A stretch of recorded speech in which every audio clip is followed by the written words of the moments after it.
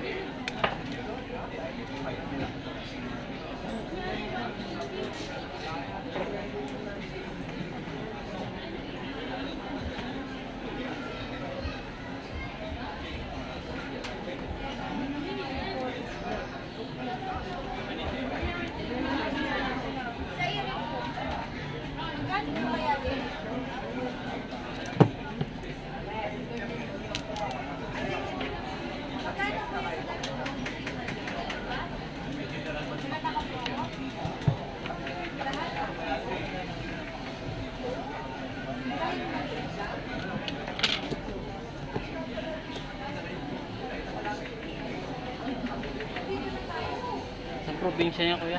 Bisaya ako. Bisaya. Surigao, Mindanao. Eh, anong ano nyo? Ano sasakay nyo? Aeroplano o barko? Pag mababaylan ako, pag bus, 3 days. Pero pag magmamotor ako or magsasakyan, 1.5 day. Pero pag airplane, 2 oras, 2 kalahati. Ano sasakay mo? Montero sasakyan ko. Road na yun. 2 beses mag-roro. Dito sa Bicol, tapos sa Leyte. Huwag lang sanang may bagyo na. Nung pagkapatid ng iramat ko nga, kasi ang pagkapatid ng iramat ko, December eh. Bagyong Udit yun. Nagbaylan ako noon, hindi nga ako nakauwi noon. Bagyong Udit, kasaga ng Bagyong Udit, December yun. December 21. Kumasak na pa nung birthday pa ng anak ko yun. Na babae. Kaya ginawa ko, kahit birthday, umuwi pa rin ako kasi hindi pwede. Kaso nga lang, saklap, hindi pa rin ako nakasakay.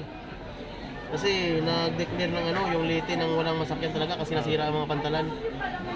Kalimang kung pumunta pa ako ng Cebu para makasakay lang ako ng ano, papuntang Mindanao, wala talaga.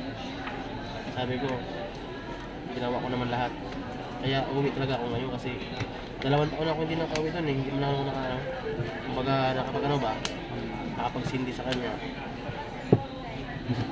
Ikaw lang uwi? Oo, natago naman yung mga kapatid ko eh. Lamis, dito na yan. Kasi December kasi, ano kasi yun, magbibir na, kaya kailangan ko. Kasi pag December ako uwi, lalo hindi na papayag. December ka uwi, dami-dami tao, di ba? Adjust na ako, sabi ko. September na lang. Yan, katapusan. Pwede na yun.